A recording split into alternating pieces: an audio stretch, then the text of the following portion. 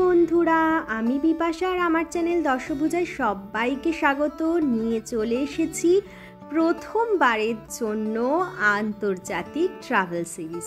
হ্যাঁ বন্ধুরা, এতদিন বাড়ির আশেপাশে যেখানে সেখানে ঘুরতে গেছি বা একটু কাছে দূরে যেখানেই ঘুরতে গেছি না কেন, ঘুরতে ভালোবাসি বলে ঘোরার ভিডিও নানান রকমভাবে আপনাদের সঙ্গে শেয়ার করেছি। কিন্তু এই প্রথমবার পাড়ি দিতে চলেছি বাড়ি থেকে অনেক দূরে, বিদেশে। আর প্রথমবার বিদেশ যাত্রার অভিজ্ঞতা মানেই সে এক রোমাঞ্চকর অভিজ্ঞতা। তবে কোথায় যাচ্ছি, কেন যাচ্ছি আর কেই বা আমার সাথে আছে, সব কিছু কিন্তু ধীরে ধীরে বলবো। তবে চলুন ফিরে যাই বেশ কয়েক মাস আগের ঘটনা। এই হলো আমার হাজবেন্ড এবং ও কোথায় যেন একটা চলে যাচ্ছে। হ্যাঁ বন্ধুরা, ও কিন্তু যাচ্ছিল ওর অফিসেরই কাজে। অফিসের কাজ বলবো না, যেহেতু ও একটু আধটু গবেষণা করে থাকে, তো গবেষণার কাজে একটুখানি আমাদের ছেড়ে দূরে যাচ্ছিল। আর মাঝে সাঝেই ওকে তা যেতেও হয় অবশ্য। তবে এই যাওয়ার সময়টা কিন্তু খুবই সংক্ষিপ্ত থাকে, ধরুন 2 দিন বা বড়জোর 1 সপ্তাহ। তবে এবার কিন্তু লম্বা ছুটিতে বাইরে যাওয়া। এবং আপনারা যারা জানেন বা জানেন না যে আমি ভুবনেশ্বরে থাকি, অর্থাৎ আমি কলকাতা বা নিজের বাড়ির লোকজনের থেকে বেশ কিছুটা দূরে থাকি। এবং সেখানে আমি, আমার হাজব্যান্ড এবং মেয়ে থাকি। এখানে আমার হাজব্যান্ড ছিল না, একা মেয়েকে নিয়ে কিভাবে আগামী দিনগুলো কাটাবো, ওর স্কুলিং অ্যান্ড অল দ্যাট সব কিছু সে নিয়ে মনের মধ্যে একটা তো প্রশ্ন ছিলই। তবে যথেষ্ট সাহসও ছিল। মেয়ে অবাক হয়ে দেখছে, ও কিছুতেই কিছু বুঝতে পারছে না যে কি হচ্ছে, বা বাবা কতদিনের জন্য যাচ্ছে, বা বাবা কতদিন আর আসবে না।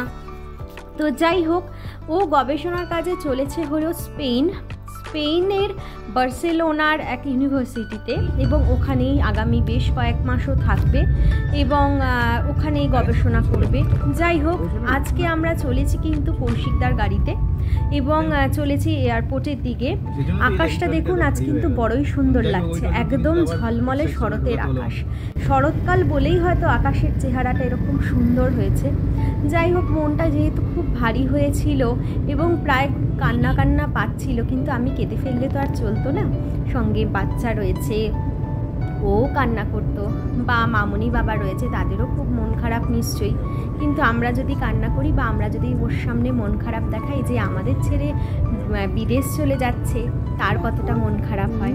যাই হোক, এয়ারপোর্টের প্রায় কাছাকাছি চলে এসেছি এবং রাস্তাটা এইভাবে ইউটার্ন নিলেই আমরা পৌঁছে যাব বিজু পট্টনায়ক ইন্টারন্যাশনাল এয়ারপোর্টে। এয়ারপোর্টের রাস্তার দিকে খুব একটা বেশি আসা হয় না, তাই ভাবলাম রাস্তাটা দেখিয়েই আজকে একটুখানি ব্লগিংটা শুরু করি। এদিকটাতে যেহেতু একদমই ভুবনেশ্বর এয়ারপোর্ট থেকে কোথাও যাওয়া হয় না, তাই খুব একটা আসাও হয় না। আর ওই যে দূরে এয়ারপোর্টের টার্মিনাল দেখা যাচ্ছে। আর একটা সুন্দর জিনিস দেখাই, দেখুন এখানে একটা এয়ারক্রাফট রেখে কি সুন্দর করে সাজিয়ে রেখেছে, দেখে বড্ড ভালো লাগলো। তবে নেমে দাঁড়িয়ে ছবি তোলার মতন মন এবং মানসিকতা কোনোটাই ছিল না, তাই সেটি আর করলাম না।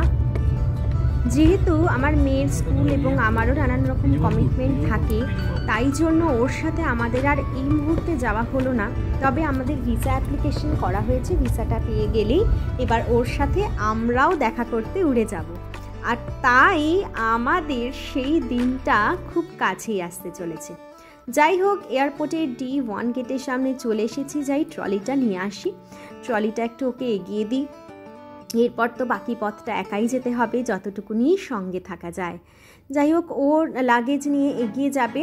আর তার কিছু মাস পরেই আমরাও যাব ওর সাথে। উদ্দেশ্য ইউরোপ ট্রাভেল করব, বিভিন্ন দেশ পাড়ি দেব এবং বিভিন্ন দেশে থাকা আমাদের বন্ধু বান্ধব চেনা পরিজন সকলের সঙ্গে দেখা করব। সুযোগ তো আর বারবার আসে না, মেয়ে ছোট আছে, এখন পড়াশোনার চাপও এতটা নেই, তাই হাজব্যান্ডের পিছন কিন্তু আমরাও যাব। তবে এখন নয়, তাই সেই আনন্দেই মনে বাসা বাঁধছি আর দিন গুনছি সেই দিনটি কবে আসবে। এই গেটের ভিতরে আমরা আর প্রবেশ করতে পারবো না। আমার চ্যানেলের নতুন বন্ধুদেরকে অনেক স্বাগত, যারা পুরনো বন্ধুরা আমার চ্যানেলকে সাবস্ক্রাইব অলরেডি করেছেন তাদেরকে অসংখ্য ধন্যবাদ। নতুন ট্রাভেল ব্লগ এবং ভিডিও দেখতে গেলে অবশ্যই আমার পাশে থাকবেন। দেখা হচ্ছে ইউরোপের নতুন ব্লগগুলো নিয়ে একদম অন্যরকম ভিডিওতে। ততক্ষণ পর্যন্ত আমার সঙ্গে থাকুন, পাশে থাকুন, আর আমার ভিডিও ভালো লাগলে অবশ্যই বন্ধু বান্ধব আত্মীয় স্বজন সকলের সাথে শেয়ার করবেন, আর অবশ্যই কমেন্ট করবেন আপনাদের প্রথম বিদেশ যাত্রার অভিজ্ঞতা কীরকম ছিল সেটা নিয়ে। তাহলে ভালো থাকবেন, সুস্থ থাকবেন, টাটা।